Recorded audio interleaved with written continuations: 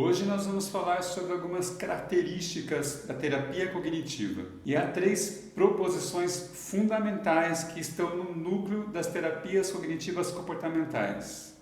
E são essas três: a atividade cognitiva influencia o comportamento, a atividade cognitiva pode ser monitorada e alterada, e o comportamento desejado pode ser influenciado mediante a mudança cognitiva.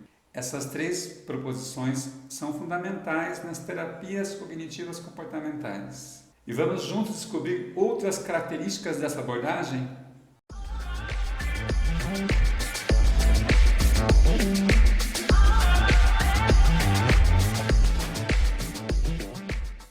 A terapia cognitiva baseia-se na premissa da inter-relação entre cognição, emoção e comportamento. E essa inter-relação está implicada no funcionamento normal e psicopatológico do ser humano. Apesar de muitos autores da terapia cognitiva, como Albert Ellis e o Aaron Beck, serem inicialmente de escolas psicanalíticas, a terapia cognitiva vai ser contrária à psicanálise.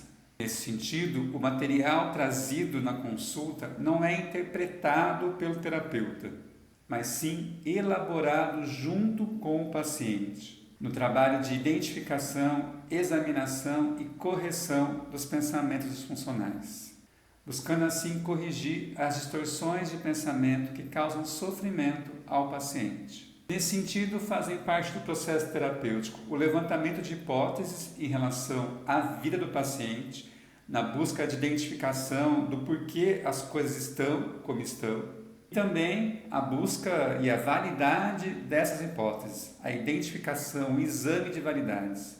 E isso é feito a partir da dupla terapeuta e paciente. Um elemento base dessa abordagem se refere na percepção que o sujeito tem sobre os eventos que ocorrem na vida dele. Então, um evento comum no nosso dia a dia pode gerar diferentes formas de sentir e agir em diferentes pessoas, pois não é o evento em si que gera as emoções e o comportamento, mas sim o pensamento, a avaliação que o sujeito faz sobre os eventos. Aaron Beck, em 1976, disse algo mais ou menos assim: quando o indivíduo é capaz de preencher o espaço faltante entre o evento ativador e as consequências emocionais e comportamentais, então suas reações se tornam compreensíveis. Se um fóbico social interpreta uma situação, por exemplo, um evento social, como uma possível ameaça, tendo pensamentos do tipo não saberei o que falar e serei humilhado, consequentemente irá sentir emoções como medo e ansiedade. Terá um comportamento, por exemplo, do tipo evitar a situação, evitar aquele evento social, além de possíveis reações físicas, como, por exemplo, o aumento do batimento cardíaco. Isso indica que a interpretação que esse sujeito com fobia social fez sobre o evento fez ele ter essa reação de evitação e sentir medo e ansiedade. Mas é importante salientar que a terapia cognitiva não é linear, em que as situações ativam pensamentos, pensamentos ativam emoções, e emoções, os comportamentos e reações fisiológicas. Há uma interação recíproca de pensamentos, sentimentos, comportamentos, fisiologia e ambiente. E a mudança em qualquer um desses componentes pode modificar os demais. Outra premissa da terapia cognitiva é que as distorções cognitivas são prevalentes nos transtornos psiquiátricos. As distorções cognitivas podem ser definidas como vieses sistemáticos de como as pessoas pensam sobre os eventos, de como as pessoas interpretam as suas experiências.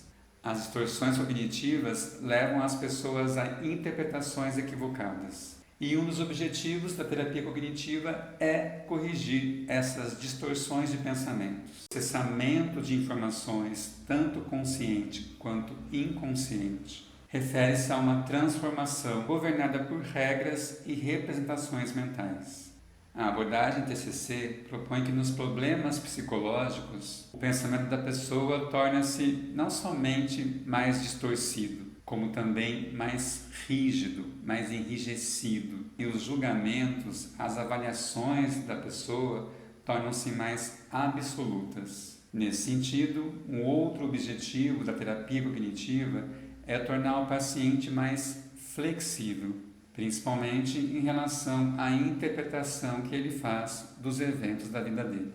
Nós entendemos o quanto a rigidez está associada a problemas psicológicos e a possibilidade de tornar o nosso pensamento mais flexível. Uma outra proposta do Aaron Beck foi em relação à especificidade de conteúdo.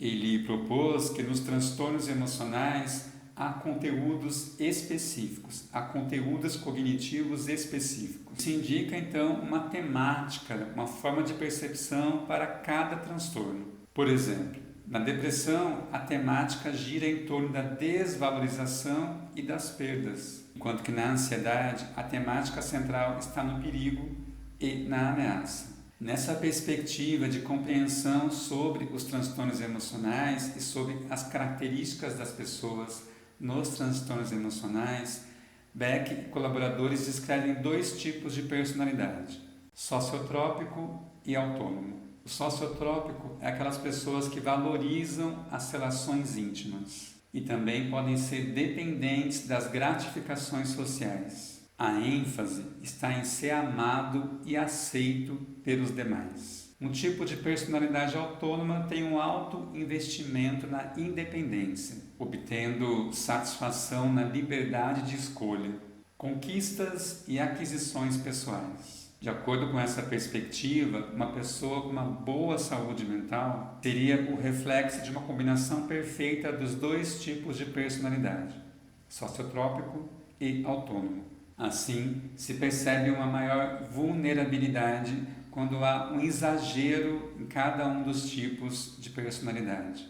Quando a pessoa é muito dependente dos outros ou quando a pessoa é extremamente independente das pessoas. Assim, ela ficaria mais isolada, sozinha, sem muitos contatos sociais. Embora a terapia cognitiva seja identificada com intervenções para modificar pensamentos, essa é apenas uma parte deste processo. A modificação de pensamentos é uma forma de intervenção.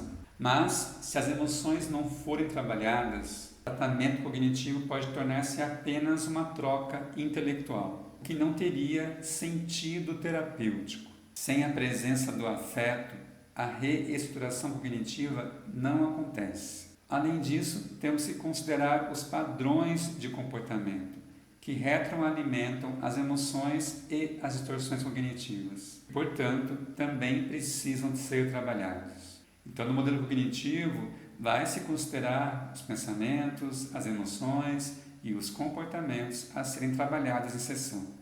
Então, fazendo aqui um resumo de tudo que foi dito nessa aula, por meio da terapia cognitiva, o paciente aprende a identificar e modificar a sua forma de pensar, modificar a sua forma distorcida de pensar, entender o quanto essa distorção interfere nas emoções e quais são as emoções mais comuns que ele sente, e identificar e modificar também os comportamentos adjacentes a essas distorções. O paciente aprende também a utilizar formas alternativas e mais funcionais de pensar e de se comportar diante das situações. Aprende a reestruturar as crenças nucleares, solucionar problemas, construir estratégias e habilidades de enfrentamento e a prevenção de recaídas.